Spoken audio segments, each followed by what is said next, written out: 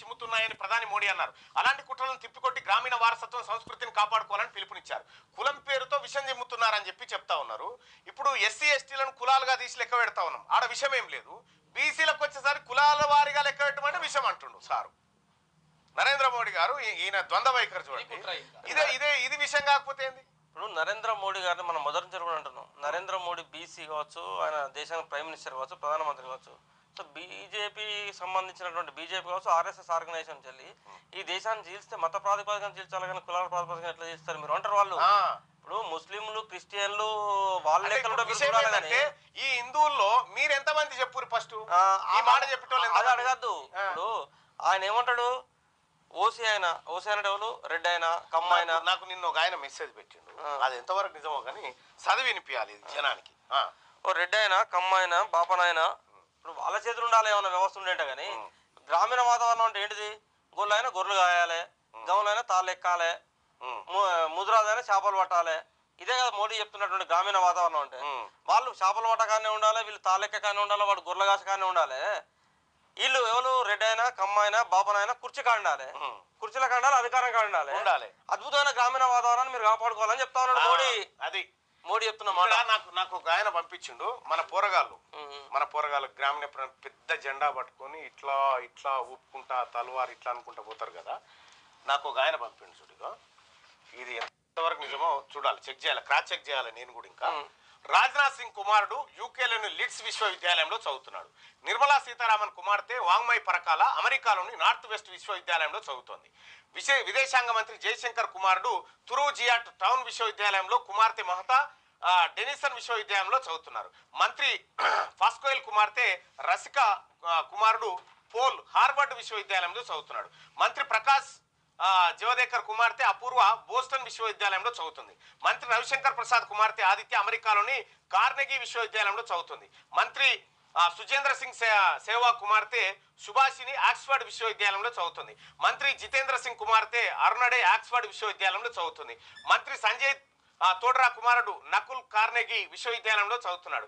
మంత్రి హర్దీప్ సింగ్ పూరి సంజయ్ తోడ్రా కుమారుడు నకుల్ ఆయన పేరు, ఆయన కార్నెగీ విశ్వవిద్యాలయంలో చదువుతున్నాడు. మంత్రి హర్దీప్ సింగ్ పూరి కుమార్తె టిబోతామా ఆమె పేరు బార్బిచ్ విశ్వవిద్యాలయంలో చదువుతుంది. పైన పేర్కొన్న కళాశాలని క్రిస్టియన్ రన్ కాలేజీలే, క్రిస్టియన్ కమ్యూనిటీ రన్ చేస్తున్నటువంటి కాలేజీలే. మనమేమో స్వజాతిలో నేతగాని మహార్ హిందూ క్రిస్టియన్ బుద్ధిస్ట్ అని వాదలాడుకుంటూ ఐకమత్యం అవడానికి బదులు విడిపోతున్నాం. ఫలితం ఆధిపత్య వర్గాలు మనపైనే సవారీ చేస్తూ ఫలాలను అనుభవిస్తున్నారు. మనకు మాత్రం జ్ఞానోదయం కావడం లేదు. ఆధిపత్య వర్గాలకు ఉన్నట్లే మనకు కూడా ఇంగిత జ్ఞానం. ఇలా తండ్రులు లేస్తే హిందూ అంటారు, అలా పిల్లల్ని క్రిస్టియన్ స్కూల్లో చదివి క్రిస్టియన్స్ రన్ చేస్తున్నటువంటి కాలేజీలో చదువుతా ఉన్నారు వాళ్ళు. ఇక బీజేపీ నాయకులు తరచుగా అంటూ ఉంటారు, ప్రతిపక్షాలు కులాల వారీగా సమాజాన్ని విడగొడుతున్నారు అని. నాకు తెలియక అడుగుతా, లాస్ట్ టైం తెలంగాణ ఎలక్షన్లలో బీజేపీ ఇచ్చిన స్లోగన్ ఏంటి? బీసీ ముఖ్యమంత్రి కదా. మరి దీనిని ఏమంటారు? కుల రాజకీయం అనరా? నార్త్ ఇండియాలోనేమో మీరు చేసేవి మత రాజకీయాలు, అది గనుక పారకపోతే సౌత్ ఇండియాలో మీరు కుల రాజకీయాలు కూడా నెత్తినేసుకుంటారు. మీది నుంచి పత్తిత్తు మాటలు. ఇక ఈ మధ్య జరిగిన హైందవ శంఖారావం అంటూ సంఖలు బాదుకుంటూ శంఖారావాలు తీశారు కదా. హిందువులు ప్రియ బంధువులు అంటుంటారు కదా. మరి ఆ మధ్యన హైదరాబాదులో ఓ రెడ్డి అమ్మాయి వైశ్య అబ్బాయిని వివాహం చేసుకుంటే అమ్మాయి కుటుంబీకులు ఆ వైశ్య అబ్బాయిని దారుణంగా చంపేశారుగా. మరి వారు హిందువులు కాదా? హిందువులు ప్రియ బంధువులు కాదా? మరి బంధుత్వాన్ని ఎందుకు కలుపుకోలేకపోయారు? ఎందుకు చంపేశారు? ఇది ప్రశ్న.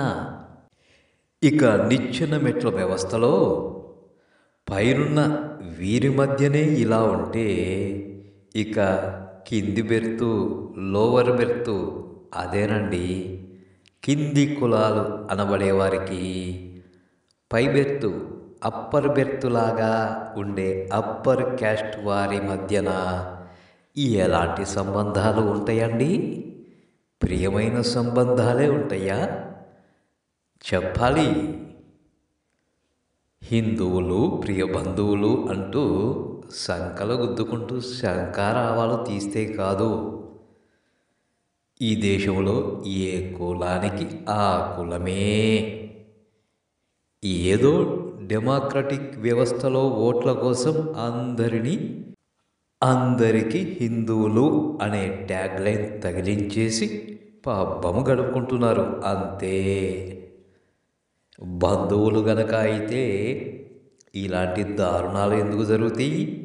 పరువు హత్యల పేరిట చెప్పాలి సమాధానం.